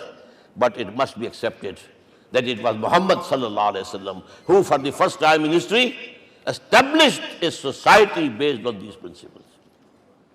اب یہ جو مشن میں نے آپ کے سامنے رکھا، ایک بنیادی مشن قرآن کی تبلیغ کرو، تبلیغ کرو، تبلیغ کرو، تبلیغ کرو. یا ایھا رسول بلغ ما انزل الیک من ربک وان لم تفعل فما بلغت رسالتہ. نمبر 2، جو دین حق دیا اسے غالب کرو، قائم کرو، نافذ کرو، اس کی مثال پیش کرو دنیا کے سامنے. ان دونوں میں مدد درکار تھی محمد الرسول اللہ کو. جیسے حضرت مسیح نے کہا تھا، وَإِذْ قَالَ عِيسَىٰ ابْنُ مَرْيَمَ لِلْحَوَارِيِّينَ مَنْ أَنصَارِي إِلَى اللَّهِ، کون ہے میرا مددگار اللہ کی راہ میں. جیسے کہ اللہ فرماتے ہیں سورہ حدید میں، بڑی پیاری آیت ہے، بڑی ریولوشنری آیت ہے، بلکہ میں لفظ استعمال، بڑی ننگی انقلابی آیت ہے قرآن مجید کی. اتنا صاف اللہ تعالیٰ ہی سچ بول سکتا ہے، کوئی اور تو ضرور کہیں نہ کہیں اس کے اوپر کوئی کپڑا ڈال کے بات کرے گا. آیت نمبر 25 آف سورۃ الحدید، لقد ارسلنا رسلنا بالبینات، ہم نے اپنے رسولوں کو بھیجا واضح نشانیوں کے ساتھ، معجزات کے ساتھ. وانزلنا معهم الکتاب والمیزان، ان کے ساتھ کتاب اتاری، شریعت اتاری، میزان اتاری، نظام اتارا. لِيَقُومَ النَّاسُ بِالْقِسْطِ، تاکہ لوگ عدل پر قائم ہوں. اس لیے کتاب کیوں بھیجی، رسول کیوں بھیجے، نبی کیوں بھیجے، وحی کیوں بھیجی؟ تاکہ لوگ عدل پر قائم ہوں. یہ اس سے بڑی آیت کوئی ہوگی؟ عدل اجتماعی، سوشل جسٹس. اب اگلا ٹکڑا پڑھیے، وَأَنزَلْنَا الْحَدِيدَ، ہم نے لوہا بھی اتارا ہے، فِيهِ بَأْسٌ شَدِيدٌ، اس سے اسلحہ بنتا ہے، جنگی قوت ہے. وَلِيَعْلَمَ اللَّهُ مَن يَنصُرُهُ وَرُسُلَهُ بِالْغَيْبِ، اور اللہ دیکھ لینا چاہتا ہے کون ہے اس کے وفادار بندے جو لوہے کی طاقت کو ہاتھ میں لے کر اللہ اور اس کے رسول کی مدد کرتے ہیں. دین اللہ کا، اسے قائم کرنا اللہ کی مدد ہے، اسے قائم کرنا محمد کا فرض ہے، اس کے جد و جہد کرنا محمد کی مدد ہے صلی اللہ علیہ وسلم. یہ تھی نصرت. اور یہ نصرت آپ کو معلوم ہے حضور کی زندگی میں صحابہ کرام نے کی ہے کہ نہیں کی؟ جو شخص ایمان لایا فوراً داعی بن گیا، فوراً. ابو بکر ایمان لائے، اور 6 جو ہیں عشرہ مبشرہ میں سے چوٹی کے صحابہ، وہ ان کی دعوت پر ایمان لائے. سعد ابن ابی وقاص، طلحہ، زبیر، عثمان، سعید ابن زید، یہ سب کون ہیں؟ حضرت ابو بکر کی دعوت. نوجوان ہیں، مصعب بن عمیر کو گھر سے نکال دیا چچا نے، اور بڑا نہ کر کے نکالا ہے کم وقت نے، اس لیے کہ باپ مر گیا تھا، بہت دولت چھوڑ گیا تھا. ماں نے بڑے ناز و نام میں پالا تھا. کہتے ہیں 200 درہم کا جوڑا اس کا بن کر آتا تھا شام سے. جیسے کبھی ہم کہتے تھے کہ پنڈت نہرو کے کپڑے جو ہے پیرس سے سل کر آتے ہیں، اور جہاں سے گزر جاتا تھا مشم، اتنا اس نے لگایا ہوتا تھا عطر کے پوری گلی جو ہے وہ خوشبو سے جو ہے بھر جاتی تھی. چچا نے بلایا، تم جو یہ گلچھرے کر رہے ہو اپنے باپ کی دولت پر نہ، اور تم اسے کہتے ہو کافر، نکل جاؤ گھر سے. وہ چلنے لگے. He was a ten ager. چلنے لگے. وہ سمجھا تھا کہ میرے یہ کہنے سے اس کے تو اس کو تارے نظر آ جائیں گے، یہ فوراً جو ہے توبہ کرے گا، پلٹ آئے گا. چلنے لگے تو اسے اور غصہ آیا، یہ کپڑے بھی اسی باپ کے ہیں، اتارو. وہی اتارے کپڑے، مادرزاد برہنہ ہو کر ماں کے پاس گئے ہیں. ماں نے آنکھوں پر ہاتھ رکھا، مصعب کیا ہوا ہے؟ فرمایا امی میں موحد ہو گیا ہوں. یہ ہے توحید. اور اب جا کر حضور کے دامن میں بیت ارقم میں اب ہمہ وقت کارکن ہے، قرآن اتر رہا ہے، پڑھ رہے ہیں، سمجھ رہے ہیں، قرآن اتر رہا ہے، یاد کر رہے ہیں. اور اس کے بعد جب کہا تھا مدینے والوں نے بیعت عقبہ اولیٰ پر کہ حضور ہمارے سے آپ کی ملاقات تو سال کے بعد ہی ہوگی، درمیان میں تو آپ کو معلوم ہے خونریزی ہے، کوئی قافلہ بچ کے نہیں آ سکتا، تو اب آپ ہمیں کوئی اپنا شاگرد دیجئے. مصعب بن عمیر کو حضور نے کہا جاؤ ان کے ساتھ. وہاں ان کا نام پڑ گیا المقری، پڑھانے والا، قرآن پڑھانے والا. 75 آدمی اگلے سال لے کر آ گیا ہے، اور اسی سے بیعت عقبہ ثانیہ ہوئی ہے، اور ہجرت کا راستہ کھل گیا. اور اس کو ایک دفعہ حضور نے دیکھا، مسجد کے دروازے کے سامنے سے گزر رہا تھا مصعب، پھٹا ہوا کمبل تھا جس میں پہلے لپیٹا ہوا تھا. حضور کی آنکھوں میں آنسو آ گئے. غزوہ احد میں شہید ہوا کس طرح؟ علم بردار تھا، ایک ہاتھ پر وار پڑا ہے، کٹ کے گر گیا، ایک ہاتھ سے تھاما، دوسرے پر بھی گر گیا، دونوں جو بچے ہوئے حصے تھے اس سے تھاما. پھر جب ختم ہو گئے اس کے بعد جو ہے جب دفن کر رہے تھے تو حضور کے سامنے پرابلم لایا گیا. مصعب کے جسم پر تو کوئی کپڑا ہی نہیں تھا سوائے ایک چادر کے، ایک دھوتی. اللہ اللہ خیر اللہ. اور شہید کا کفن ہوتا ہے اس کا اپنا لباس. حضور وہ اتنا چھوٹی ہے وہ چادر کہ پاؤں ڈھانپتے ہیں تو سر کھل جاتا ہے، سر ڈھانپتے ہیں تو پاؤں کھل جاتے ہیں. فرمایا سر کو ڈھانپ دو کپڑے سے اور پیروں پر گھاس ڈال دو. That was the last dress which Mus'ab got. تو یہ لوگ جو تھے محمد رسول اللہ والذین معہ، یہ ساتھی حضور کے جنہوں نے حضور کے مشن میں آپ کا ساتھ دیا. اور ایک خاص مرحلے کا تو میں آپ کے سامنے ذکر ہی کر دوں، اس لیے کہ دین کی اقامت، دین کا غلبہ، اس میں تو جہاد اور قتال آئے گا لا محالہ. Nobody is going to allow you to change the system. اگر سسٹم بدلتا ہے تو اس کے ساتھ جو مفادات بدلتے ہیں وہ ختم ہو جاتے ہیں، جو پرولیجز ہیں وہ ختم ہو جاتے ہیں. لہذا جب غزوہ بدر کا مرحلہ آیا ہے، حضور نے مجلس شورا منعقد کی اور آپ نے جو وحی سے آپ کو بتا دیا گیا تھا، دیکھو ایک قافلہ آ رہا ہے شمال سے، مال غنیمت سے لدا پھدا ہے اور 50 صرف اس کے ساتھ محافظ ہیں. ایک لشکر آ رہا ہے جنوب سے ویل کانٹے سے لیس، اور اللہ نے وعدہ کیا ہے کہ ایک پر ضرور تمہیں فتح دے گا، بتاؤ کدھر چلے. یہ اصل میں کسی بھی سپہ سالار کے لیے وقت ہوتا ہے کہ اپنے ساتھیوں کے مورال کا اندازہ کرے. کچھ ہوں گے ہم جیسے کمزور بھی، انہوں نے کہا کہ حضور پہلے قافلے کی طرف چلے، آسانی سے فتح بھی ہو جائے گی اور ہتھیار مل جائیں گے ہمیں. ہمارے پاس تو ہتھیار بھی نہیں ہے، گنتی کے لوگوں کے پاس تلواریں بھی نہیں سب کے پاس، تو 50 آدمیوں کے ہتھیار تو ملیں گے. پھر لشکر سے نپٹ لیں. اب حضور کہہ رہے ہیں اشیرونی اشیرونی اشیرونی. حضرت مقداد بن اسود کھڑے ہوتے، حضور ہمیں موسیٰ کے ساتھی نہ سمجھیے جنہوں نے کہہ دیا فَاذْهَبْ أَنْتَ وَرَبُّكَ فَقَاتِلَا إِنَّا هَاهُنَا قَاعِدُونَ. ہم موسیٰ کے ساتھی نہیں ہیں، ہم آپ کے جانثار ہیں. آپ جو آپ کی نیت ہے آپ بسم اللہ کیجیے، ہم آپ کو کیا پتہ ہمارے ذریعے آپ کو اللہ تعالیٰ آنکھوں کی ٹھنڈک عطا فرمائے. حضور پھر فرمایا مجھے مشورہ دو، مجھے مشورہ دو. تب خیال آیا سعد ابن عبادہ رضی اللہ تعالیٰ عنہ کو، جو رئیس انصار تھے، ہو نہ ہو یہ ہماری طرف روئے سخن ہے. کیونکہ بیعت عقبہ ثانیہ جس کے نتیجے میں ہجرت ہوئی ہے اس میں طے یہ ہوا تھا کہ اگر یہ مکے والے مدینے پر حملہ آور ہوں گے آپ کو ختم کرنے کے لیے، ہم آپ کی حفاظت ایسے ہی کریں گے جیسے اپنے بیوی بچوں کی. اور ابھی مدینے پر حملہ ہوا نہیں ہے، حضور پری ایمپٹ کر رہے ہیں، باہر نکل کر مقابلہ کرنا چاہ رہے ہیں.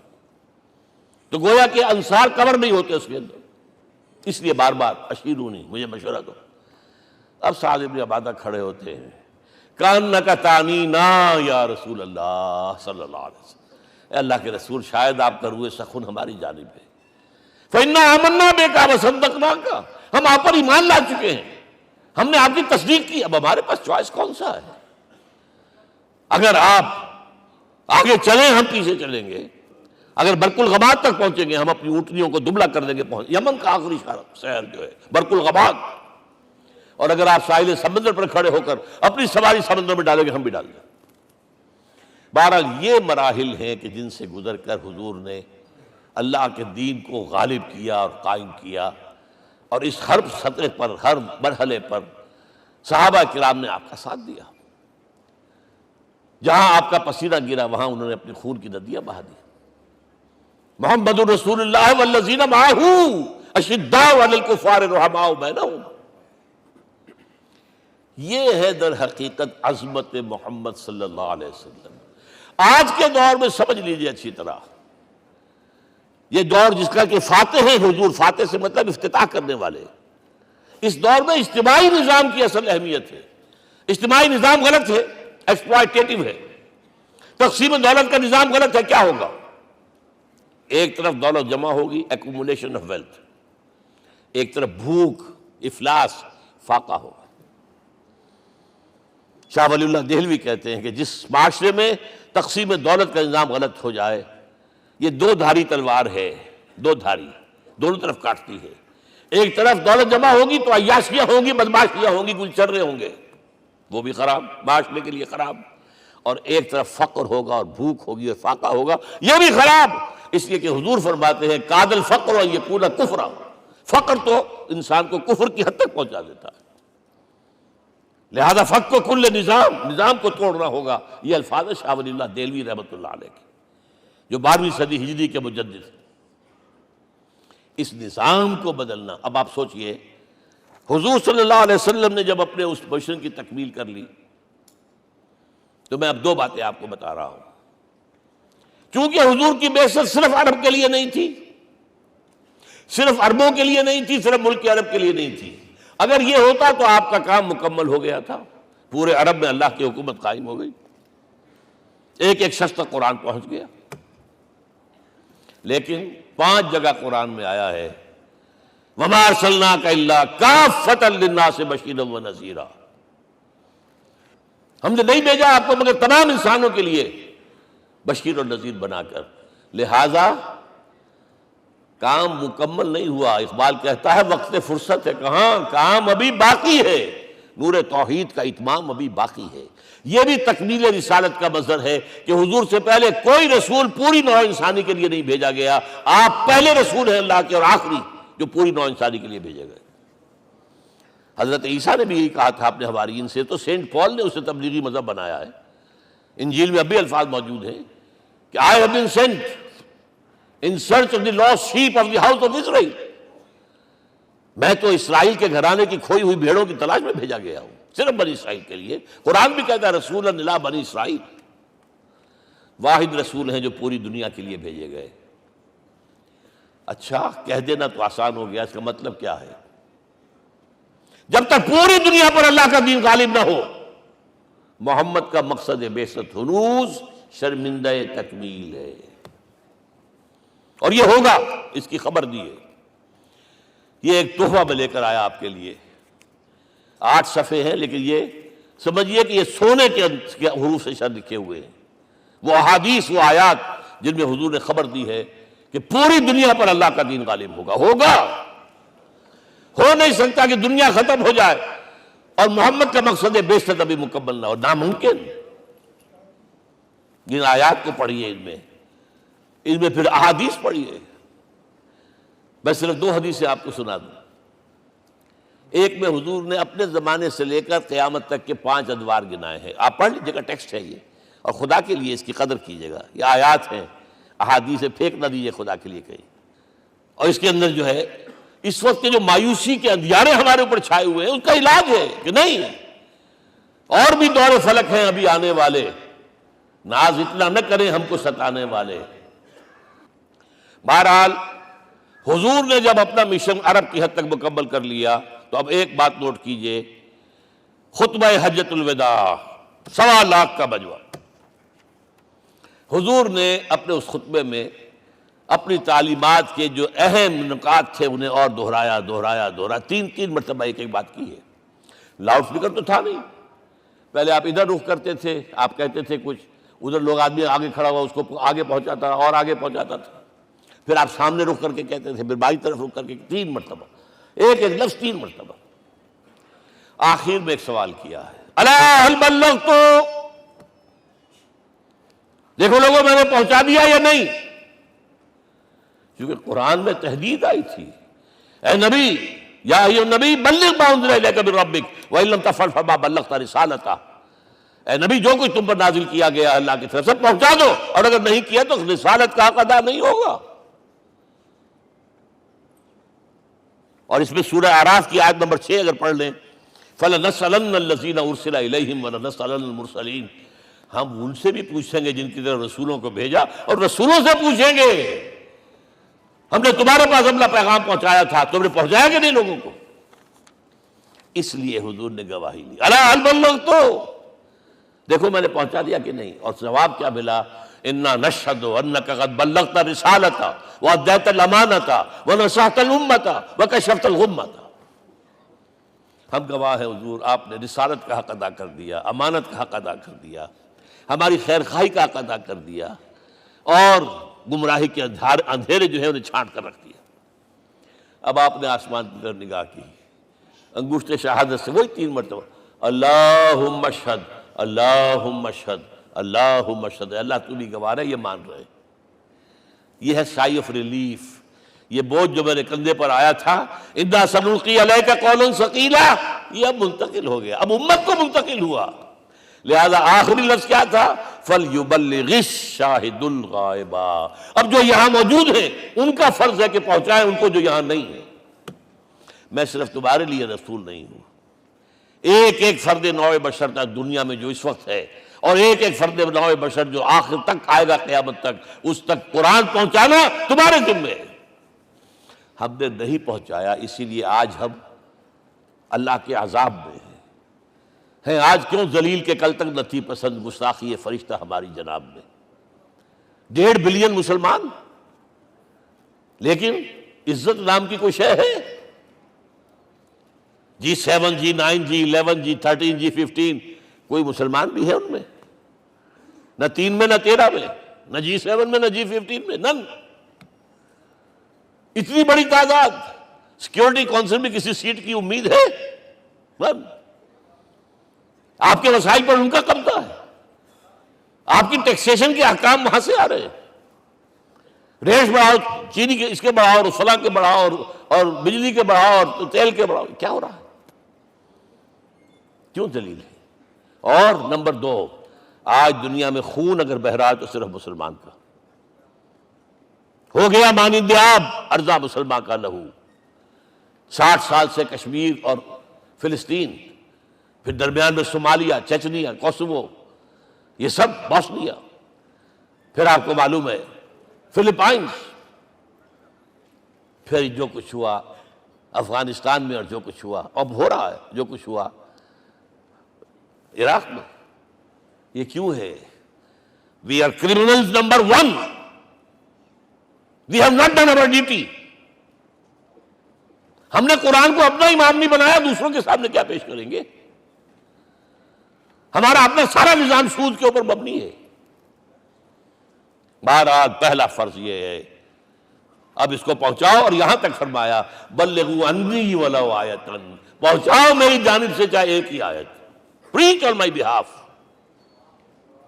یہ کام جو ہے، جو کہا گیا تھا، واقعہ یہ کہ میں 50 برس سے کر رہا ہوں، یہ آج کی بات نہیں ہے۔ تکمیل اور تدوین فن میں جو بھی حفیظ کا حصہ ہے، نصف صدی کا قصہ ہے، 2-4 برس کی بات نہیں۔ میں میڈیکل کالج کے زمانے سے درس قرآن دے رہا ہوں، جب یہ طلبہ کے اجتماعات کے درمیان درس قرآن ہوتا تھا، جماعت اسلامی کا رکن تھا تو درس قرآن ہوتا تھا، اور اس کے بعد سے میری زندگی کا بیشتر وقت اس میں لگا، بیشتر اور بہتر۔ یہ حضور کا حکم ہے، پہنچاؤ میری جانب سے چاہے ایک یاد پہنچاؤ۔ اچھا، نمبر 2، اب حکم دیا گیا، اس کی مثال میں دے رہا ہوں آپ کے سامنے۔ جب ایران کے ساتھ جنگ شروع ہوئی ہے تو سپہ سالار افواج ایران رستم نے وفد بلایا ایک، اے عربو، تم پہلے بھی ہم پر حملے کیا کرتے تھے، لیکن پہلے لوٹ مار کر کے واپس چلے جاتے تھے۔ یہ جان لیجئے، یہ ہسٹری کا ایک موقع ہے خاص، کہ ایک سیٹلڈ سویلائزیشنز ہوتی ہیں، اور ایک وہ جو رہتے ہیں سطح مرتفع پر، وہاں پانی نہیں ہوتا، وہ فصل کہاں سے آ جائے گی؟ یا ریگستان میں جو وہاں بستے ہیں وہ کیا کرتے ہیں؟ وہ وقتاً فوقتاً جاتے ہیں، جھپٹا مارتے ہیں، لوٹ مار کرتے ہیں، لے کر وہاں سے دولت آتے ہیں، اسی پر ان کی گزارا تھا۔ تم پہلے بھی آیا کرتے تھے، لوٹ مار کر کے چلے جاتے، اس دفعہ پیچھا بھی چھوڑ رہے، وجہ کیا؟ ایسی پیاری، یہ کئی روایتوں میں آیا ہے، الفاظ مختلف ہو سکتے ہیں۔ جو مسلمان وفد کا سربراہ تھا اس کا جواب سنیے، انا قد ارسلنا، دیکھو رستم، پہلے ہم خود آتے تھے، اب ہمیں بھیجا گیا ہے۔ اللہ نے بھیجا محمد کو، محمد نے بھیجا ہمیں صلی اللہ علیہ وسلم۔ کس لیے؟ لنخرج الناس من ظلمات الجہالت الى نور الایمان ومن جور الملوک الى عدل الاسلام۔ اس لیے بھیجا گیا ہمیں کہ نوع انسانی کو شرک اور کفر کی جہالتوں سے نکال کر ایمان کی روشنی میں لائیں، اور بادشاہوں کے ظلم و ستم کے پنجے سے نجات دلا کر عدل اسلام. دیکھو ہمارا خلیفہ چٹائی پر بیٹھتا ہے عمر رضی اللہ تعالیٰ عنہ، اس کے تو کوئی خدم و حشم نہیں ہے، کوئی باڈی گارڈ نہیں ہے. ایک آیا تھا سفیر ایران کا، مدینے میں آ کر گھوما پھرا، کوئی محل نظر نہیں آیا اسے. پوچھتا ہے مسلمانوں سے اینا ملککم، بھائی تمہارا بادشاہ کہاں ہوتا ہے؟ جواب ملا لیس لنا ملکن بل لنا امیر، ہمارا کوئی بادشاہ نہیں، ہمارا امیر ہے. کہاں ہے بھائی؟ ہمارے بیت المال کے کچھ اونٹ گم ہو گئے تھے کہ بھائی ملے نہیں، ہمارا خلیفہ تلاش کرنے گیا.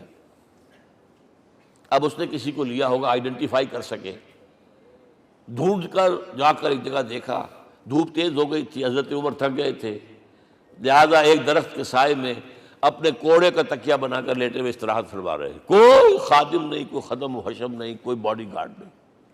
اس وقت وہ کھڑے ہو کر کہتا ہے عمر تم عدل کرتے ہو، تمہیں کوئی خوف نہیں ہے. ہمارے بادشاہ ظلم کرتے ہیں، لوگوں کا خون پیتے ہیں، انہیں ہر وقت ڈر رہتا ہے، انہیں اونچی اونچی فصیلیں چاہیے، انہیں باڈی گارڈ چاہیے، انہیں حفاظتی دستے چاہیے. یہ مثال پیش کی ہے نا، یہ کوئی فیری ٹیلز تو نہیں ہے، یہ تو آج کی تاریخ ہے، 1400 برس پرانی تاریخ ہے بھائی، کوئی پرانی نہیں ہے، کوئی 10,000 سال پرانی بات نہیں ہے. اور وہی عمر ہے، انہیں بلایا گیا ہے بیت المقدس. وہاں جو مسلمانوں کا محاصرہ تھا وہ طول کھینچ گیا، فصیل بہت اونچی مضبوط، اور اندر ہر طرح کا رسد بھی موجود ہے، راشن بھی ہے، پانی بھی ہے. عیسائیوں کا قبضہ تھا. عیسائی پادری آئے فصیل پر، مسلمانوں تم اگر قیامت تک بھی یہاں پڑے رہے محاصرہ کر کے، یہ کبھی فتح نہیں ہوگا شہر. ہاں یہ فتح ہونا ہے، ہماری کتابوں میں ہے، لیکن ایک درویش بادشاہ کے ہاتھوں فتح ہوگا. تمہارے اندر ہمیں وہ درویشی نظر نہیں آ رہی. وہ چونکہ کچھ عرصہ ہو گیا تھا، شام میں پہنچ گئے تھے، خربوزے کو دیکھ کے خربوزہ رنگ پکڑتا ہے، اچھا لباس پہننا شروع کر دیا. اور وہاں تھے امین هذه الامہ ابو عبیدہ بن الجراح رضی اللہ تعالی عنہ، یکی 10 مبشرہ. ان کا فوراً کلک کیا، یہ بادشاہ مدینے میں بیٹھا ہوا تو ہے.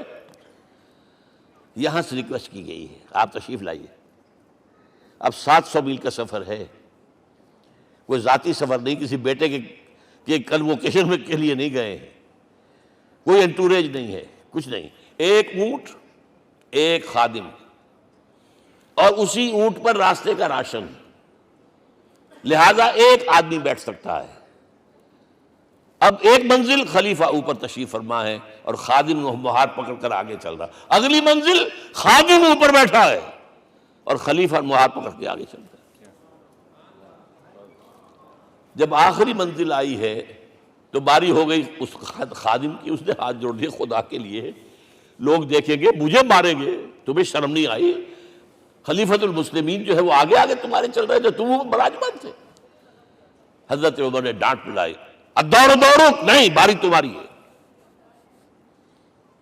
وہ بیٹھا ہوا اوپر، حضرت عمر پنکیل پکڑ کر آ رہے ہیں، اور بیچ میں کہیں کیچڑ آ گیا تھا، جوتیاں بھی ہاتھ میں پکڑی ہوئی ہیں. اب وہاں آتے ہی انہیں لے جایا گیا فصیل کے سامنے. انہوں نے اوپر سے اپنی کتابیں دیکھیں، ہاں یہی ہے درویش بادشاہ. یہ فتح نہیں ہوا تھا یروشلم، یہ ایک صلح کے طور پر انہوں نے دیا ہے، کھول دیا، آ جاؤ. اور انہوں نے شرط رکھوائی تھی کہ کہیں یہاں یہودیوں کو آباد نہیں ہونے دیں گے آپ. حضرت عمر نے اتنی رعایت کی تھی یہودیوں کے لیے کہ وہ یہاں آئیں، اپنے مقدس مقامات کی زیارت کر کے جا سکتے ہیں، لیکن یہاں سیٹل نہیں ہو سکتے. اس لیے وعدہ تھا. یہ وعدہ جو ہے سلطان عبدالحمید خان تک چلا ہے.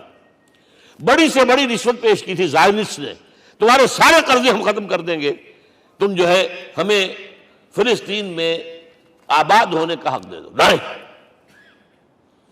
جو معاہدہ عمر کا تھا اس میں کوئی ترمیم نہیں کر سکتا. تو یہ مثالیں ہیں جو پیش کی گئی ہیں. میں تو کہا کرتا ہوں، جب میں نے پڑھا تھا کہ کرنل جمال عبد الناصر کی بیٹی سائیکل پر جاتی ہے کالج، کیون لائی کی بیٹی بھی سائیکل پر کالج جاتی ہے، احساس ہوا تھا عظمت ہے نا آخر، چاہے وہ کسی غیر میں ہو. اور واقعہ یہ ہے کہ میں بیان کرنے سے رہ نہیں سکتا. جب میں نے لال بہادر شاستری کے بارے میں سنا، he had no house in the whole of India. یہ تو بھارت کی ڈیموکریسی کا ایک معجزہ ہے. A person who doesn't own a house in the whole length and breadth of India, and he rose to the position of Prime Minister. ہمارے ہاں کسی میونسپلٹی کا جو ہے ممبر نہیں بن سکتا، اس کی بیوی اپنے گھر میں خود کھانا پکاتی تھی، کوئی ملازم نہیں تھا۔ اور جب ہارٹ اٹیک ہوا ہے تاشقند میں، تو وہ جو مرتے دم بات کی ہے اس نے ماتا جی سے کی ہے، بیوی سے نہیں کی۔ یہ ہماری مشرقی روایات ہیں، ماں کا مقام۔ لیکن یہ تمام مثالیں جو ہیں، پوری نوع انسانی 10 مرتبہ پیدا ہو کر ختم ہو جائے، حضرت عمر والی مثالیں نہیں لا سکتے۔ رات کو گشت کر رہے ہیں، ایک جگہ سے رونے کی آواز آئی، معلوم ہوا کہ بچے ہیں، بھوکے ہیں، رو رہے ہیں۔ ماں سے پوچھا گیا کیا معاملہ ہے، کہ کیا کروں، کچھ نہیں ہے، میں نے یہ آنڈی چڑھا دی ہے، چولہے کے اوپر آگ جلا دی ہے، بچوں سے کہا کچھ پک رہا ہے، ذرا انتظار کرو، سو جائیں گے۔ کانپ گئے، ایسے گئے سیدھے بیت المال، آٹے کی بوری اپنے غلام سے کہا میرے کندھے پر رکھ، میں لے چلتا ہوں۔ نہیں، قیامت کے دن تم میرا بوجھ نہیں اٹھا سکو گے۔ اپنے کندھے پر بوری رکھ کر لائے ہیں، کھانا پکوایا، کھلایا بچوں کو۔ اب اگر حضور یہ کہے کہ سید القوم خادم ہوں، تو یہ حقیقت تھی کہ نہیں تھی؟ ورنہ اگر یہ مثال نہ آتی تو کہتے جی شاعری تو اچھی ہے، بہت اچھا شعر کہہ دیا، کوئی سردار بھی کبھی خادم ہوا ہے۔ اب یہ ہے کہ یہ نظام دنیا میں، بس آخری بات میں آ گیا ہوں، یہ خوشخبریاں میں آپ کے ساتھ یہ تحفہ لے کر آیا، یہ پڑھیے کہ نظام دوبارہ آنا ہے۔ محمد کی پیشن گوئی غلط نہیں ہو سکتی، وہ صادق المصدوق صلی اللہ علیہ وسلم۔ اگرچہ ابھی ہمیں اور سزائیں ملنی ہیں، اور سخت سے سختر سزائیں آنی ہیں۔ ابھی آرمگڈون سر پر تنی ہوئی ہے، کھڑی ہوئی ہے، ملحمۃ العظمیٰ جسے حدیث میں کہا گیا۔ آرمگڈون پتہ نہیں آپ نے کبھی سنا ہے کہ نہیں سنا ہے؟ یہ بائبل کی آخری کتاب جو ریولیشن جان ہے، اس میں ہے کہ ایک بہت بڑی جنگ ہوگی، گریٹر اسرائیل بنانے کے لیے بہت بڑی جنگ ہوگی، and you set the stage has been set for that۔ NATO تیار اسی کے لیے ہو رہا ہے دوبارہ۔ کس لیے؟ نیٹو چیف سے پوچھا گیا تھا کہ تمہارا دشمن جو تھا USSR تو ختم ہوا، گھٹنوں کے بل پڑا ہوا ہے، اب کس کے لیے اس کو ایکسٹینڈ کر رہے ہو اور آرگنائز کر رہے ہو؟ اب ہمیں مسلم فنڈامنٹلسٹ سے نمٹنا ہے۔ یہ ہے وہ کروسیڈ جو شروع ہوئی۔ یہودی اور عیسائی نیو کنزرویٹوز، نیو کونس، یہ دونوں جڑے ہوئے ہیں، ایک 5 پوائنٹ ایجنڈا ہے ان کا جس پر دونوں کا اتفاق ہے۔ تو ابھی ہم پر بڑے برے وقت آنے ہیں، ہمیں سزائیں ابھی اور ملنی ہیں، لیکن tables will be turned۔ دنیا میں اللہ کا دین قائم ہوگا، چاہے ابھی اور اپس اینڈ ڈاؤنز آئیں گے، لیکن ہوگا، لیکن ہوگی، وہ وقت آئے گا اللہ کا دین قائم ہوگا پوری دنیا میں۔ ایک حدیث میں آپ کو سنانے چلا تھا، حضرت ثوبان سے رضی اللہ تعالیٰ عنہ، مسلم شریف کی روایت ہے۔ حضور نے فرمایا ان اللہ زوالی الارض، اللہ نے میرے لیے پوری زمین کو لپیٹ دیا۔ فرائیت مشارقہا و مغاربہا، میں نے اس کے سارے مشرق دیکھ لیے، سارے مغرب دیکھ لیے۔ وَإِنَّ أُمَّتِي سَيَبْلُغُ مُلْكُهَا مَا زُوِّئَ لِي مِنْهَا، میری امت کی حکومت ان تمام علاقوں پر قائم ہو کر رہے گی جو اللہ نے زمین کو لپیٹ کر مجھے دکھا دیے۔ یہ ہونا ہے، and that is going to be the end of this world۔ Armageddon بھی آ جائے گی، پہلے ملحمۃ العظمیٰ بھی آئے گا، سزائیں بھی ملیں گی، بالآخر وہ ہوگا۔ لیکن آخری بات، میرے اور آپ کے لیے مسئلہ لمحہ فکریہ کیا ہے؟ میں اور آپ کہاں کھڑے ہیں؟ Are we on the side of Allah or on the side of America؟ بہرحال یہ تو جو اپس اینڈ ڈاؤنز آنے ہیں، میرے اور آپ میں سے ہر شخص کے سوچنے کی بات یہ ہے، یہ تو انقلاب تو آئے گا، حضور کے ذریعے سے آیا، کچھ لوگ حضور کے ساتھی بن گئے، ان کی دنیا بن گئی، آخرت بن گئی، قیامت میں کے بعد جو کچھ ملنا ہے اللہ تعالیٰ روح و ریحان و جنت النعیم۔ کچھ رہ گئے کہ چاہے سگا چچا تھا محروم رہ گئے، ابو لہب۔ آج بھی یہ قافلہ ادھر چل رہا ہے۔ اقبال نے بالکل ٹھیک کہا ہے کہ دنیا کو ہے پھر مار کا روح و بدن پیش، تہذیب نے پھر اپنے درندوں کو ابھارا، اللہ کو پابر دیے مومن پہ بھروسہ، ابلیس کو یورپ کی مشینوں کا سہارا۔ اور صحیح کہا ہے، آخری بات جو کہہ رہا ہوں، ایک نقطہ میرا رہ گیا ہے، وَاتَّبَعُوا النُّورَ الَّذِي أُنزِلَ مَعَهُ، چوتھی بات، اور یہ کہ وہ لوگ جو اس نور کا اتباع کریں گے کہ جو ان کے ساتھ نازل کیا قرآن، اس لیے کہ قرآن ہی ذریعہ ہے، آلہ انقلاب ہے۔ قرآن انسانوں کو بدلتا ہے، افراد کو، افراد مل کر جماعت بن کر وہ جو انقلاب برپا کرتے، بٹ انڈیویجول چینج. اقبال کے الفاظ میں چوں بجا در رفت جہاں دیگر شود. یہ قرآن اگر کسی کے باطن میں اتر جاتا ہے تو اس کے اندر انقلاب آ جاتا ہے. He is a change person from within واتبعوا النور الذی انزل معہ. لیکن آخری دور کے بارے میں یہ چند اشعار سنا رہا ہوں. شب گریزاں ہوگی آخر جلوہ خورشید سے، یہ چمن معمور ہوگا نغمہ توحید سے، ہو کر رہے گا. اور پھر دلوں کو یاد آ جائے گا پیغام سجود، پھر جبیں خاک حرم سے آشنا ہو جائے گی. اور آنکھ جو کچھ دیکھتی ہے لب پہ آ سکتا نہیں. میں وہ حیرت ہوں کہ دنیا کیا سے کیا ہو جائے. آب روان کبیر تیرے کنارے کوئی دیکھ رہا ہے کسی اور زمانے کے خواب. وہ زمانہ آنا ہے، لیکن دیکھنا یہ ہے کہ میرا اور آپ کا اس میں کتنا حصہ ہے. اقول قولی ھذا واستغفر اللہ لی